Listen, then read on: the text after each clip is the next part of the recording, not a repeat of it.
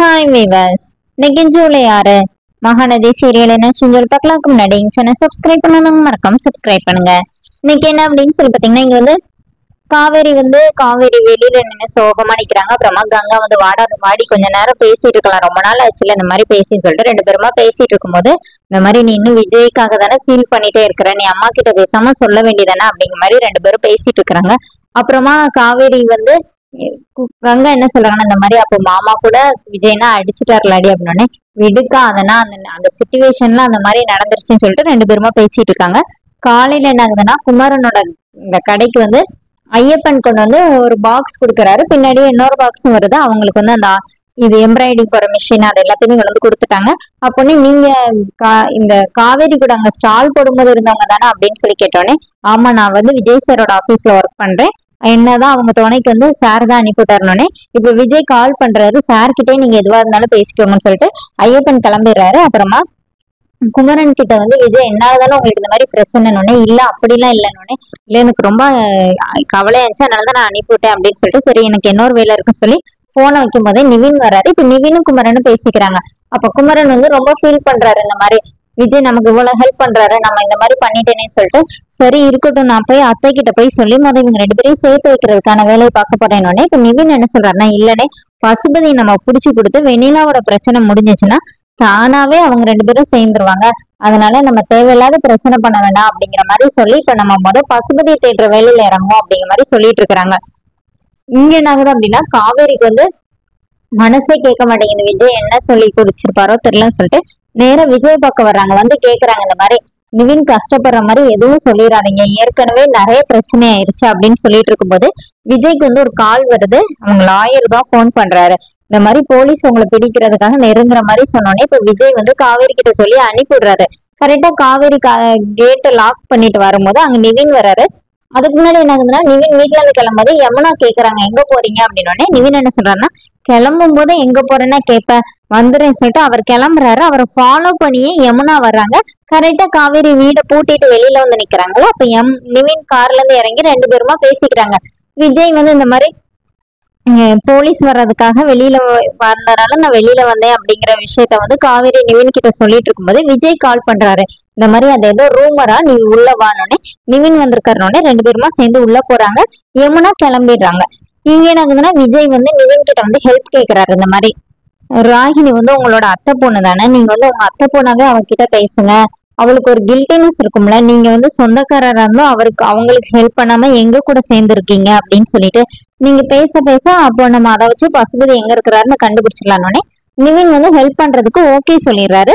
ஆனா காவேரி வந்து யோசிக்கிறாங்க, அவரை வந்து கஷ்டப்படுத்த வேண்டாம் அப்படின்னோடனே நிவின் வந்து இல்ல எனக்கு எந்த பிரச்சனையும் இல்ல சொல்றாரு. இப்ப ரிட்டன் வீட்டுக்கு வரும்போது யமுனா சண்டை போடுறாங்க, எங்க போயிருந்தீங்க ரெண்டு பேரும் தனியா வீடெல்லாம் பார்க்க இது பண்ணிட்டீங்க போல, நல்லா பெரிய வீடெல்லாம் பார்த்திருக்கீங்க அப்படி இப்படின்னு சொல்லிட்டு வாயில வந்ததெல்லாம் பேச ஆரம்பிக்கிறாங்க. அப்புறமா நிவின் ஒரு கட்டத்துல கோவத்துல உண்மையை சொல்லிடுறாரு, இல்ல நாங்க விஜய் தான் பார்க்க போனோம், காவேரி அங்க இருப்பான்னு எனக்கு தெரியாது அப்படின்னோடனே, விஜய் அங்க இங்க இருக்கணும்னே அந்த வீட்டுலதான் இருக்கிறாருங்க மாதிரி யமுனா கிட்ட நிவின் உண்மையை சொல்லிடுறாரு.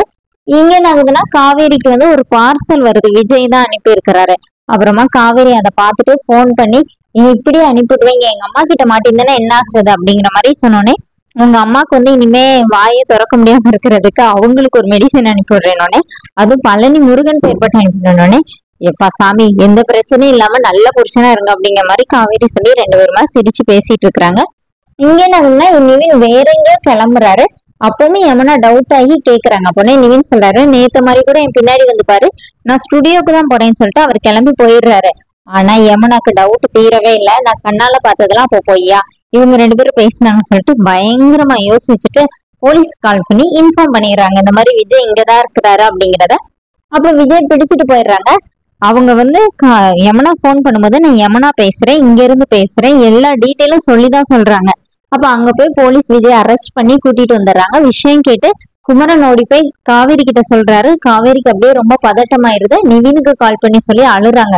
அப்ப நிவின் என்ன சொல்றாருன்னா, நீ அலையாத, உனக்கு ஏற்கனவே உடம்பு சரியில்லை, நானும் குமரன் அண்ணன்னு போய் ஸ்டேஷன்ல போய் பாக்குறோம் அப்படின்னு சொல்லியிருந்தோடனே கங்கா ஒரு வழியா சமாதானப்படுத்தி காவேரியை வீட்டுல உட்கார வச்சு ரெண்டு பேருமா பேசிட்டு இருக்கும்போது யமுனா வர்றாங்க. யமுனா வந்து கங்கா வந்து என்னடி விஜய் அரெஸ்ட் பண்ணிட்டு போயிட்டாங்கன்னா, அதனால எனக்கு தெரியும் சொல்லிட்டு ரொம்ப அசால்ட்டா பேச வச்சுட்டு கேட்டோன்னு என்னடி பேசிட்டு இருக்க இவ்வளவு அசால்ட்டா சொல்றேன்னே, அதான் இவ என்ன செய்யறான்னு சொல்லி பார்க்க வந்தேன். சொல்ல போனா விஜய் அரெஸ்ட் பண்றதுக்கு போலீஸ்க்கு இன்ஃபார்ம் பண்ணதே நான் தானே. காவேரி ரூம்ல இருந்தவங்க எந்திரிச்சு வெளியில வந்து என்னடி பேசிட்டு இருக்கா அப்படின்னே, பின்ன நீ உண்மைக்குமே புருஷன் மேல உனக்கு பாசம் இருக்கா இல்லையான்னு சொல்லி பாக்குறதுக்காக தான் நான் இந்த மாதிரி பண்ணேன். ஆனா நீ இங்கதானே உட்கார்ந்து இருக்கிற அப்படின்னு சொல்லிட்டு தப்பு தப்பா பேச ஆரம்பிக்கிறாங்க. அப்போன்னே காவேரி வந்து சொல்றாங்க, வேணாம் யமுனா, என்ன விட்டுட்டு என் மேல சந்தேகப்படுற இருக்கட்டும், ஆனா நீ மாத்திரை சாப்பிட்டுட்டேன்னு சொல்லி நைட்டு ஃபுல்லா உங்களோட ஹாஸ்பிட்டல்ல இருந்து ஒரு அப்பா மாதிரி உன்னை பாத்துக்கிட்டாரே, அந்த நன்றி கூட உனக்கு இல்லையா அப்படின்னு கேட்கும்போது யமுனா ஃபேஸ் அப்படியே ஒரு மாதிரியா வச்சுக்கிறாங்க, அசால்ட்டா வச்சுக்கிறாங்க. காவேரிக்கு ரொம்ப கோவம் வருது. அப்புறமா யமுனா வந்து இன்னும் பேசிட்டே இருக்கிறாங்க. இந்த மாதிரி என்ன நீ இப்படியே ஆக்ட் பண்ணிட்டே இருன்னு சொல்லிட்டு அவர் சொல்லி கொடுத்தாரா அப்படின்னு பலார்னு ஒரு அரை 2 அரை விடுறாங்க.